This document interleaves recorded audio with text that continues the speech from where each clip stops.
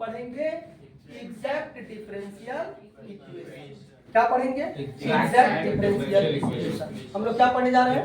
Exact differential equation. कोई दिक्कत नहीं सर। इसके पहले हम लोगों ने क्या पढ़ लिया?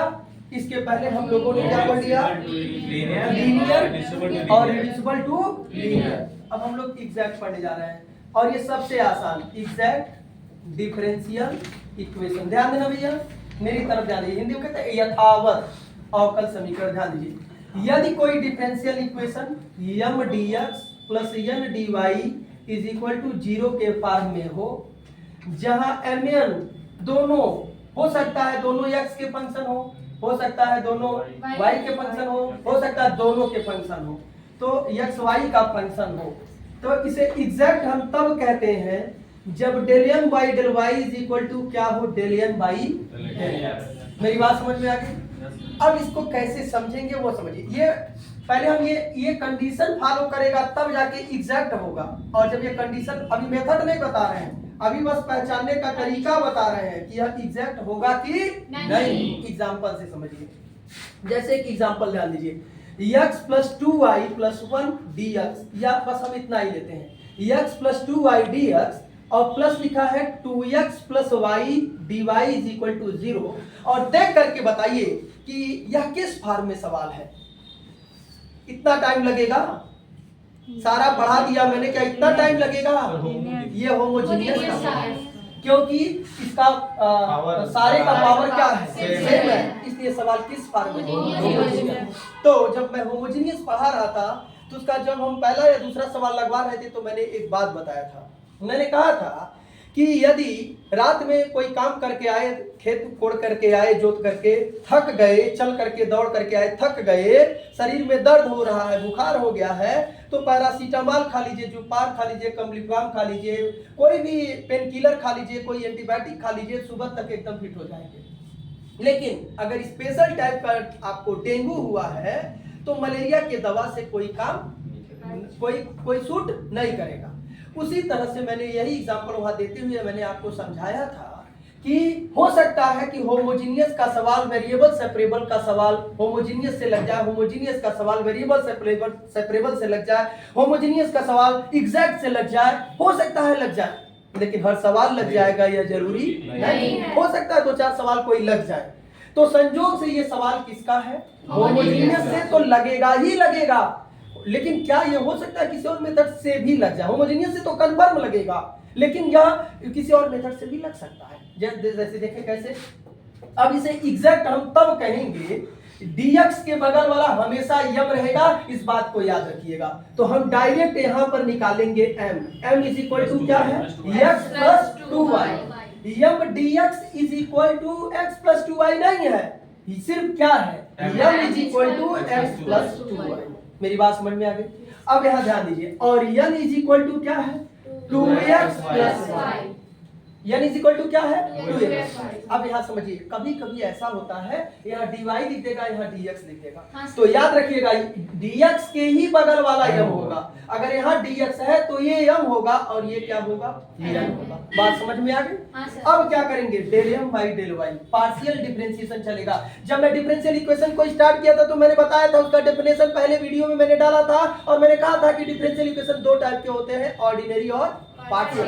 पार्शियल का थोड़ा सा हिस्सा, बहुत 1% हमको यहाँ बस ये जानना है, बाकी पार्शियल का 8वें-9वें लेसन में आपको मिलेगा। बात समझ में आ गया? तो अभी समझिए, del m by del y क्या है? पार्शियल डिफरेंशिएशन का मतलब ये हुआ कि सिर्फ y वाले का डिफरेंशिएशन होगा और x वाला कांस्टेंट, बाकी सारा कांस्टेंट समझा जाएगा। तो x का डिफरेंशिएशन किसके रिस्पेक्ट में कर रहे हैं? y के, तो वो कांस्टेंट समझा जाएगा, क्या होगा? 0। और y का y के रिस्पेक्ट में 1, तो क्या मिलेगा? 2। तो सिर्फ आपको यहाँ मिल क्या गया? 2। क्या मिल गया? मिल गया आपको del m by del y is equal to 2। और यहाँ देखिए del n by del x निकालना है, उल्टा है, del m by del y और del n by del x। तो x का x के रिस्पेक्ट में 1 क्या होगा? 2, और y का 0, तो del n by del x is equal to क्या होगा? 2। समझ में आ गया? अब जरा देखिए, क्या del m by del y डेल n बाई डेल x के बराबर है? इसलिए यह सवाल एग्जैक्ट का भी है। यह होमोजीनियस से तो लगेगा ही, लेकिन कंफर्म है यह और किससे लगेगा? एग्जैक्ट से भी लगेगा। अब इसका मेथड देखिए, यहाँ ध्यान दें, अगर हम डायरेक्ट लिख लें m d x plus n d y तो ये पूरा का पूरा गलत हो जाएगा, क्योंकि याद करिए वेरिएबल सेपरेबल में भी हमने ऐसे ही बताया था कि m d x plus n d y, m integration of m with respect to x, integration of n with respect to y. ये डायरेक्ट ऐसे अगर कहीं लिखा है तो सरासर क्या लिखा गलत। तो अब इसको हम क्या कैसे, इसका मेथड क्या है जरा उसे समझे। हम यहाँ ध्यान दीजिए, लिखेंगे क्या? इंटीग्रेटिंग यम का समाकलन करेंगे with respect to x, x के सापेक्ष ही इसका इंटीग्रेशन करेंगे, लेकिन keeping y as constant, keeping y as constant. इसमें जो y का फंक्शन आएगा वो का क्या माना जाएगा? कांस्टेंट। प्लस इसके सिर्फ उस टर्म का समाकलन करेंगे जिसमें x मौजूद न हो। तो लिखेंगे इंटीग्रेटिंग, अभी समझ में आ जाएगा और अच्छे से, integrating those terms of n with respect to y which are free from x। अब यहां समझिएगा, अब मेरी तरफ ध्यान दीजिए, इसका क्या मतलब है? इसका मतलब ये है, ऐसे समझिए, यम को डायरेक्ट समाकलन कर दीजिए, ऐसे देखिए x प्लस 2y dx, इसको डायरेक्ट समाकलन कर दीजिए यहाँ, और इसके उस टर्म को समाकलन करना है जिसमें x ना हो, तो सिर्फ क्या लेंगे? y, सिर्फ क्या लेंगे? y, और यहाँ पर एक इंटीग्रेटिंग कांस्टेंट लगाते हैं c। अब जरा देखिए समझ में आ रहा है, हम इसको डायरेक्ट समाकलन करेंगे और इसमें उस टर्म को छोड़ देंगे। किसको छोड़ देंगे? जिसमें x है। मान लीजिए यहाँ भी x है, तब क्या करेंगे? छोड़ देंगे। यहाँ भी x है तो क्या करेंगे? पूरा छोड़ देंगे, ये पूरा, ये वाला पूरा छोड़ देंगे। अब इसका x के रिस्पेक्ट में इंटीग्रेशन क्या होगा? x square by 2 plus 2y बाहर चला जाएगा तो यहाँ 1 बचेगा, और 1 का इंटीग्रेशन क्या होगा? x, और y का इंटीग्रेशन क्या होगा? y square by 2 is equal to क्या हो गया? c। ये कॉन्सेप्ट है किसका? एग्जैक्ट का। फिर से ध्यान दीजिए, यदि कोई differential equation m dx plus n dy is equal to 0 के फॉर्म में है, जहां mn xy का फंक्शन है, तो इसे एग्जैक्ट हम तब कहते हैं जब del m by del y equal to क्या हो? del m by del x।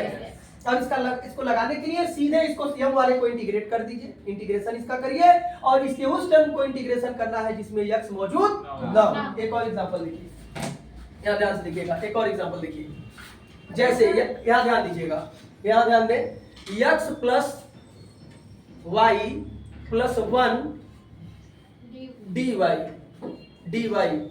Plus, यहाँ ध्यान दीजिए, x माइनस 2y, चलिए x minus 2y plus 5 dx is equal to लिखा है 0। अब जरा देखिएगा, पहले इसको अच्छे से लिखना पड़ेगा आपको। अच्छा, लिखने के पहले एक चीज और क्लियर हो गया कि ये सवाल रिड्यूसिबल टू एग्जैक्ट का भी है। ये सवाल किसका है? सॉरी, रिड्यूसिबल टू होमोजीनियस का भी है। ये सवाल किसका है? रिड्यूसिबल टू होमोजीनियस का भी है। मेरी बात समझ में आ रहा है? उससे तो लगेगा ही, क्या इससे लगेगा कि नहीं वो देखते हैं। तो x माइनस 2y, पहले इसको ठीक से करना पड़ेगा, dx को इधर कर लीजिए, और plus x plus y plus 1 dy यहाँ करना पड़ेगा। अब देख के बताइए m कितना है? x माइनस 2y प्लस 5, और यहाँ से बताइए n कितना है? x plus y plus 1। अब बताइए del m by del y क्या होगा? -2। ये तो 0 हो जाएगा, तो ये क्या होगा? -2। और यहाँ से देखिए del n by del x क्या होगा? 1। क्या यह एग्जैक्ट के मेथड से लगेगा? नहीं, तो एग्जैक्ट है ही नहीं। ये सिर्फ और सिर्फ किससे लगेगा? रिड्यूसिबल टू होमोजेनियस का केस नंबर। अब इसको लगाना पड़ेगा। 2 का सवाल है। किसका सवाल है? रिड्यूसिबल टू होमोजेनियस का केस नंबर 2। बोलो, समझ में आ गया? क्लियर हुआ?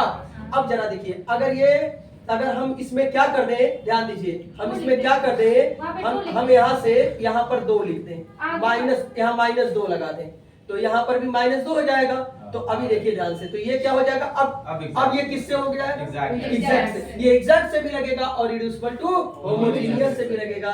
तो लिखेंगे del m by del y is equal to क्या हो गया? Del n by del x। इसका अब सीधे इसका इंटीग्रेशन करो तो x minus 2y plus 5 dx और प्लस इसके उस टर्म को इंटीग्रेट करना होगा जिसमें x मौजूद न हो, तो y plus 1 dy is equal to क्या लिखेंगे c। अगर मान लो यहाँ भी क्या बोलते हैं x रहता, यहाँ भी x रहता, तो हम ये पूरा छोड़ देते, बस इतना छोड़ देते, ये वाला नहीं करते, समझ गए। अब यहाँ x का इंटीग्रेशन भैया क्या होगा, x square by 2 minus 2yx और प्लस क्या हो गया 5x और प्लस y का क्या हो जाएगा y square by 2 plus y is equal to क्या हो गया c। और एक बात और आपको बता दें, इस लेसन में 2-4 सवाल ऐसे भी हैं जो दिए तो गए हैं लेकिन वह एग्जैक्ट से नहीं लगेंगे। बात समझ गए, पुराने वाले जो प्रोसेस है, पुराने वाले जो टाइप है उनसे लगेंगे, समझ गए। तो पहले आप चेक करिएगा कि वह एग्जैक्ट का है कि नहीं, तब सवाल लगाइएगा, और एग्जैक्ट का नहीं होगा तो देखिएगा पिछला कोई केस होगा उससे लगेगा। तो इस तरह से एग्जैक्ट भी समाप्त हो गया, इसे लगा डालिएगा, जो नहीं आएगा हमसे पूछ लीजिएगा, ठीक है।